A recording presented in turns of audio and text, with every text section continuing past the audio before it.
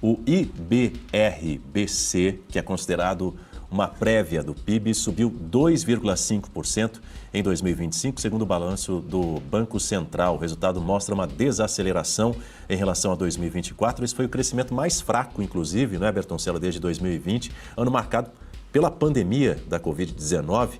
É um sinal de que a economia está perdendo fôlego a partir de agora, né, nesse ano de 2026, ou é também um reflexo de uma política econômica que ainda não conseguiu gerar um crescimento sustentável, ou quem sabe até as duas coisas? É um reflexo claro, Daniel, do que está acontecendo. Porque o IBCBR, ele mede a arrecadação, ou seja, aquela parte onde o quanto se arrecada de impostos em determinada atividade econômica. Como nós tivemos um aumento de impostos e você teve uma arrecadação, uma diminuição na aceleração da arrecadação, ele tem dois princípios. O primeiro é que se arrecadou menos, a atividade econômica está menor. Mas como o percentual de impostos aumentaram, significa que a atividade econômica está ainda pior. Se você fosse pegar, por exemplo, só o de dezembro, ele foi negativo. E aí entra a dúvida, né, de como será agora, em março, a apresentação nossa do PIB. Porque, tecnicamente falando, o nosso PIB não subiria acima de 2%. Mas a gente sabe que a coisa está ficando assim um pouco complexa para a gente conseguir avaliar antes do número, e o IBGE deveria abrir melhor esses dados. Mas a atividade econômica hoje é um problema, porque nós temos uma família cada vez mais endividada, nós temos um Estado cada vez mais arrecadador e nós temos um empresário ali no meio sofrendo. O número de inadimplência e o número de recuperação judicial da parte produtiva do país são recordes.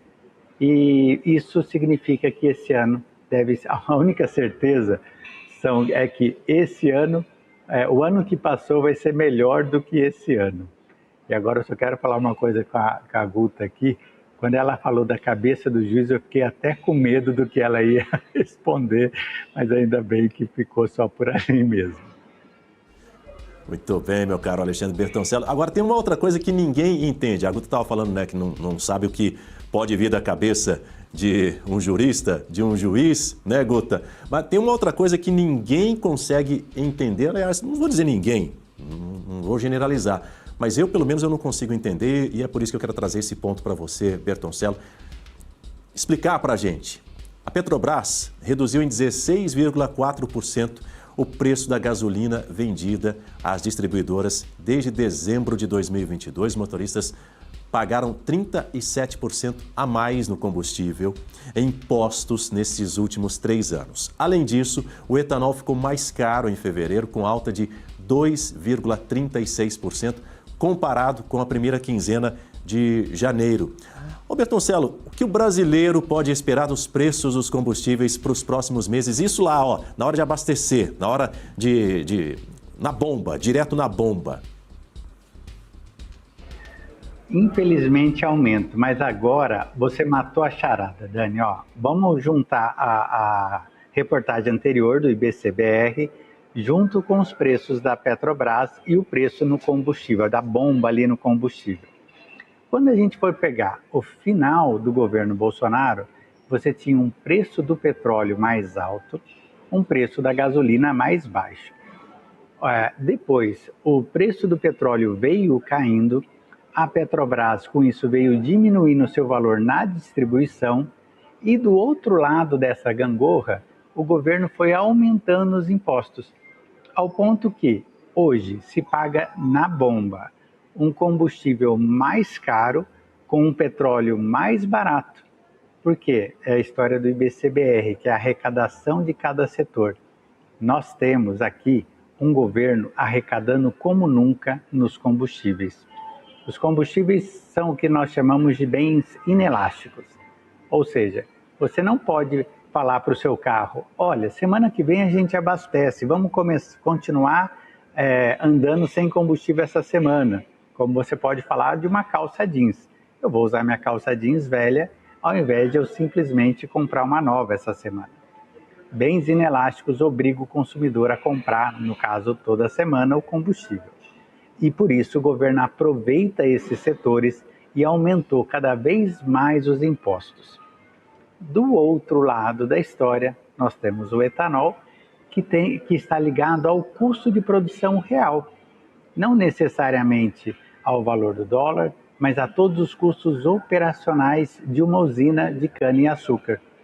E esses custos, Daniel, subiram muito mais do que a inflação que o IBGE diz que existe.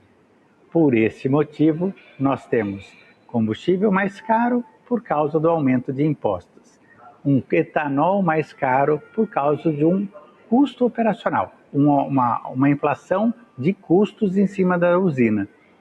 E nós, consumidores, toda semana indo lá no posto de gasolina e pagando um pouquinho mais caro, viu? Tem mais um ponto com você, meu caro Alexandre Bertoncello. Depois da anulação do tarifaço pela Suprema Corte dos Estados Unidos, Donald Trump anunciou a taxa global de 10%. De que maneira essas tarifas podem afetar o Brasil? Ajuda ou piora a situação, a relação? Ajuda. Quanto menos tarifa, melhor, né? De alguma forma, a gente saiu daqueles 40%. Tem a seção 301, que está ali no Congresso americano, que a gente pode ter surpresa, mas vamos lidar com o que temos hoje na mesa. O que temos hoje na mesa, vamos pagar 10%. O agronegócio vai conseguir ter uma entrada melhor dentro do mercado americano. Vamos falar principalmente da carne, que basicamente o Brasil não conseguia mais exportar carne para os Estados Unidos, começou a exportar carne aqui para o Paraguai, conseguiu exportar carne para o México para triangular e atingir o mercado americano. Isso diminui a margem dos frigoríficos aqui. Essa barreira terminou e nós teremos duas consequências.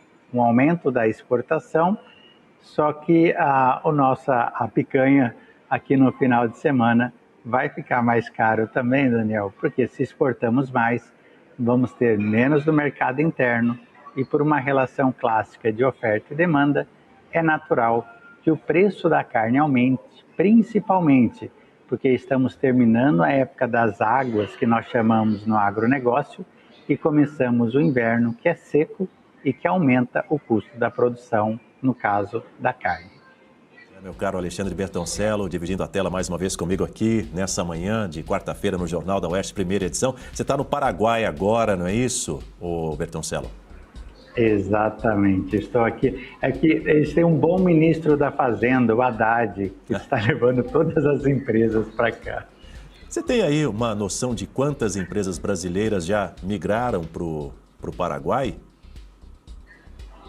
Estima? Entre pequenas e médias, nós estamos falando mais de 10 mil empresas. Quando você fala de grandes empresas, você tem algumas ícones como a Lupo, a JBS, que investiram aqui. Mas o que me assusta, eu visitei a quarta visita aqui em menos de um ano, é a quantidade de brasileiros, de empreendedores, da classe média brasileira, buscando abrigo em um lugar que tem menos impostos, mais liberdade e, principalmente, não tem governo de esquerda aqui nem um grande partido de esquerda e muito menos ideologia e tudo isso que a gente está vendo no Brasil, viu, Daniel? O Paraguai está sendo uma das alternativas para o povo trabalhador brasileiro. Aliás, sempre fomos, né? A única diferença é que o governo não ajuda muito aí. Muito bem, Alexandre Bertoncello, um abraço para você mais uma vez, um abraço para todo mundo no Paraguai, em Assunção também, acompanhando o Jornal da Oeste, primeira edição. Bom dia para você, até a próxima, boa semana. Muito obrigado, um bom dia e até a próxima.